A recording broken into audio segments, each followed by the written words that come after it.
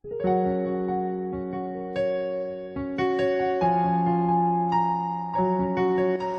baik, puji Tuhan Bapak Ibu Saudara, selamat berjumpa kembali di dalam acara Santapan Rohani.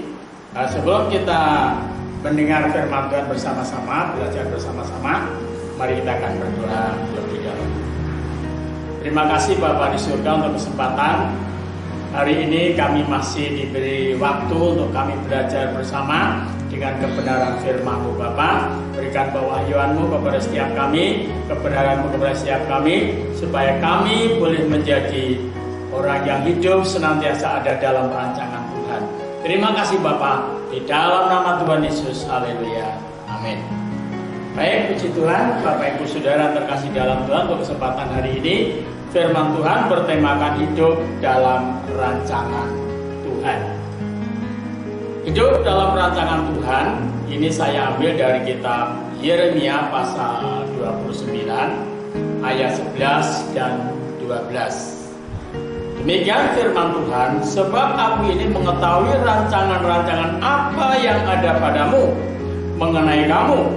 Demikianlah firman Tuhan, yaitu rancangan damai sejahtera, bukan rancangan kecelakaan, untuk memberikan kepadamu hari depan yang penuh harapan.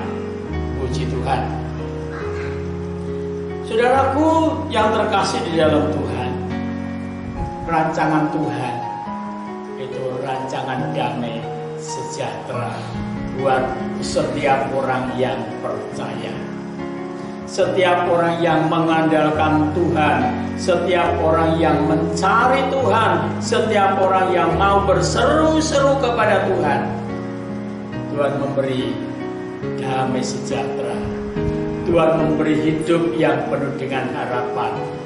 Saudaraku yang terkasih di dalam Tuhan, rancangan Tuhan adalah rancangan damai sejahtera, bukan rancangan kecelakaan. Itu sebabnya dikatakan dalam Yesaya pasal 32. Yesaya 32 ayat 17 mengatakan, di mana ada kebenaran, di situ akan tumbuh damai sejahtera. Akan tumbuh damai sejahtera. Dan akibat kebenaran itu akan tumbuh ketentraman dan ketenangan untuk selama-lamanya. Saudaraku, itu rancangan Tuhan. Di dalam setiap kehidupan orang percaya, Tuhan rindu setiap kita bisa menikmati damai sejahtera. Ketika Tuhan Yesus berada di atas bumi, sebelum dia naik ke surga, sebelum dia melaksanakan amanat akunya di atas kayu salib gunung Golgota. Di dalam Yohanes pasal 14, di sana dikatakan 27, damai sejahtera ku tinggalkan bagimu, damai sejahtera ku tinggalkan bagimu. Saudaraku, kalau saudara mungkin punya keluarga, orang tuanya kaya raya, mungkin ketika orang tua meninggal ditinggali kekayaan, harta kekayaan yang sangat besar, yang sangat banyak, tetapi itu tidak membawa damai sejahtera. Bahkan kadang-kadang membawa malapetaka. Ketika orang tua meninggal, harta kekayaannya belum dibagi, keluarga, anak-anak menjadi rebutan masalah harta kekayaan. Bahkan ada yang saling bunuh, bahkan ada yang saling menjebloskan ke dalam penjara, bahkan ada yang rela melakukan apa saja demi mendapatkan warisan. Kenapa? Karena itu harta kekayaan yang tidak membawa damai sejahtera. Tetapi Allah memberi damai sejahtera. Yesus memberi damai sejahtera ketika dia akan meninggal. Sebelum dia meninggal dunia, sebelum dia disalibkan di atas kayu salib gunung Golgota, dia meninggalkan damai sejahtera kepada setiap orang yang percaya. Oleh sebab itu Bapak Ibu Saudara terkasih dalam Tuhan, kita tahu kalau rancangan Allah adalah rancangan damai sejahtera, bukan rancangan kecelakaan. Oleh sebab itu mari kita bersama-sama hidup di dalam rancangan Tuhan. Aku mengetahui rancangan Apa yang ada padaku mengenai kamu? Aku tahu. Mungkin engkau tidak tahu hari esok. Kita tidak tahu hari esok, tapi kita punya Tuhan yang tahu hari esok. Kita hanya punya rancangan masa depan. Mungkin kita bisa merencanakan, kita punya cita-cita, kita punya kerinduan, kita punya pergumulan. Tetapi Tuhan yang merancangkan segala sesuatunya indah pada waktunya.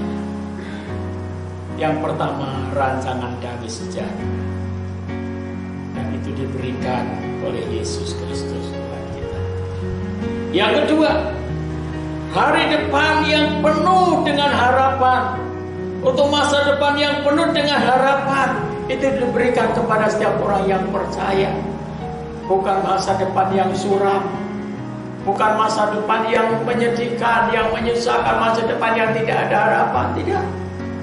Tapi orang yang percaya Tuhan, orang yang suka berseru kepada nama Tuhan, saudara, ada harapan, dan harapan itu tidak mengecewakan. Di dalam Roma pasal 5 ayat yang kelima, pengharapan itu tidak mengecewakan, karena Allah telah mencurahkan kasih karunia-Nya di dalam hati kita. Dan kasih karunia itu yang membuat kita mampu menghadapi semua percobaan, masalah, tantangan hidup dalam kehidupan sehari-hari. Ketika dihadapkan dengan masalah persoalan yang paling sulit pun, tidak membuat menjadi pengharapan itu hilang, tidak membuat orang itu menjadi putus asa, frustasi, tidak. Tetapi tetap ada pengharapan kepada Allah yang hidup. Allah yang hidup, Allah di dalam Yesus Kristus. Karena Dia telah bangkit dari antara orang mati, dan Dia naik ke surga dan menyediakan tempat bagi kita orang percaya. Oleh sebab itu, Bapak Ibu Saudara terkasih dalam Tuhan, mari kita mau menjadi orang yang penuh dengan pengharapan. Tetapi semuanya itu bukan serta-merta seperti kita membalikkan telapak tangan, juga tidak. Apa ayat 12 berkata, ya, ayat 12 mengatakan, dan apabila kamu berseru dan datang untuk berdoa kepadaku, maka aku akan mendengarkan kamu. Berdoa dan berseru, itu artinya doanya dengan sungguh-sungguh, dengan segenap hati, dengan bulat hati. Berseru, berdoa kepada Tuhan, dan Tuhan akan mendengarkan doanya. Saudara, doa adalah satu-satunya alat komunikasi terbaik dengan Tuhan. Beberapa waktu yang lalu sudah saya singgung bahwa alat elektron apapun tidak akan bisa mewakili kita bisa berdoa kepada Allah. Alat elektron yang ada di dunia ini tidak akan bisa membuat kita datang kepada Allah. Tetapi darah Yesus mampu membawa kita untuk berkenan datang kepada Allah untuk berdoa. Ayat 13 berkata, apabila kamu mencari aku, kamu akan menemukan aku. Apabila kamu menanyakan aku dengan segenap hatimu. Saudara, Tuhan butuh hati kita. Kita tanya kepada Tuhan, Tuhan, langkah apa yang harus aku lakukan? Tuhan, perbuatan apa yang aku perbuat, supaya aku memiliki masa depan yang penuh harapan, supaya hidup kami senantiasa menikmati damai sejahtera. Damai sejahtera Allah, itu damai sejahtera yang tidak dibatasi oleh keadaan, oleh situasi dan apapun. Tetapi damai sejahtera Allah akan terus menguasai setiap kehidupan kita.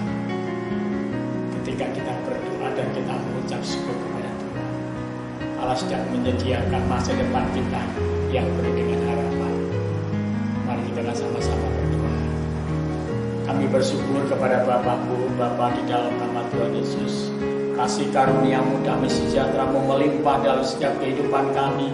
Pengharapan yang sudah dicurahkan rata dalam setiap hati kami orang percaya, membuat kami semakin yakin untuk menempuh masa depan yang penuh dengan harapan, masa depan yang penuh dengan damai sejahtera. Kami akan terus berseru dan berseru, berdoa dan berdoa, memanggil namamu, sebab Engkau nama di atas segala nama, Tuhan di atas segala Tuhan.